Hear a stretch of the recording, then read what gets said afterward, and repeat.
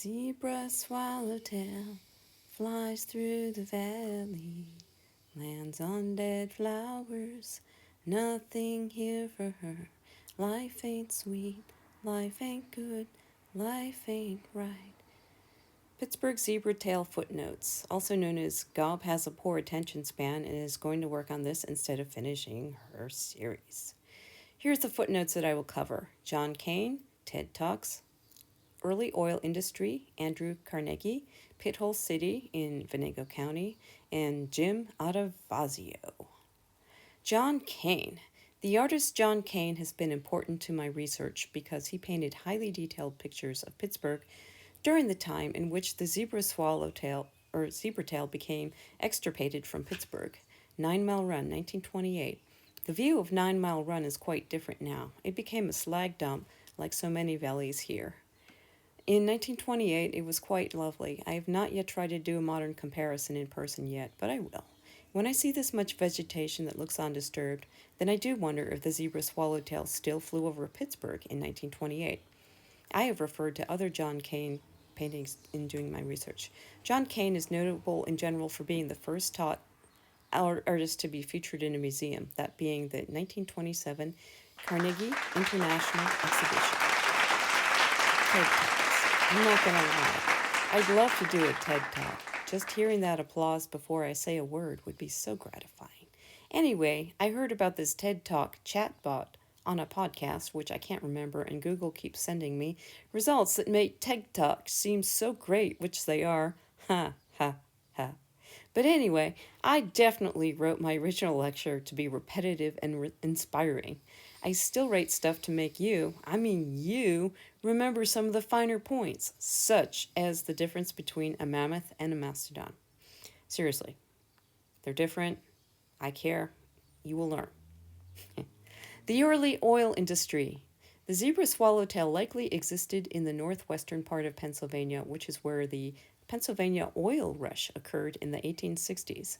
Apparently, a young Andrew Carnegie got some hot tips, insider trading, about various things to invest in, and oil paid him his first million. We have a good idea what he spent that on.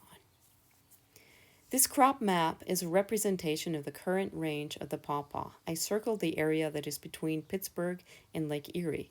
It struck me that hole looked peculiar, so I just had to look at the history of that area and ended up going down the Pennsylvania oil rush rabbit hole. As I have learned more, I am more and more convinced that the pawpaw and zebra swallowtail existed in that area, and likely other gaps in this map. By the way, I know of at least 2 wild pawpaw patches in Venango counties, which was the center of the oil rush. Based on my research, I even believe that it used to fly in New York City. Now we go to Andy Carnegie. Carnegie had a pivotal role in the extirpation of the zebra swallowtail from Pittsburgh. Granted, there are other industrialists who had a hand, but Carnegie is the one who was most efficient at vertical integration in the steel industry. As one observer noted, from the moment these crude stuffs were dug out of the earth until they flowed in a stream of liquid steel in the ladles, there is never a price, profit, or royalty paid to any outsider. He later largely gave away the majority of his money. One notable project that he funded is the Peace Palace in The Hague. And by the way, it's Carnegie, not Carnegie, okay? Carnegie. Pithole City was an oil boom town that, like all boom towns, had hastily constructed shoddy buildings, rampant prostitutions, and other unsavory things. The first oil pipelines were built here largely due to being unsatisfied by the teamsters who originally transported barrels of oil on horses who, due to the horrendous conditions, lived only a few months. Remains of mastodons, which are highly significant to zebra swallowtails, were found in this area. Pretty cool area. Went on vacation there. Loved it. We'll go back again. Jim Adavazio. I almost didn't include this one. If I have had a career, it was as an archaeological field technician. My first big project was through the University of Pittsburgh, where the Big A was in charge. Anyhow, a younger version of myself is in the center picture, with a buddy, Dirk, bookended by a young and older Jim. Buy me some drinks, and I will tell you some stories. I think that's enough for now. The next episode of Rabbit Holes that I went down includes Gayasuta and George, slag dumps, cholera day, mastodons. Definitely will go on mastodons. And somebody who ended up on the cutting floor, Childs Frick, pictured here. He looks very much like the rich kid that he is, but he did quite a few cool things that partially make up for what his terrible father, Henry Clay Frick, did. I guess I'll talk about Henry and his daughter, Helen, too. So until then, like, comment, and subscribe.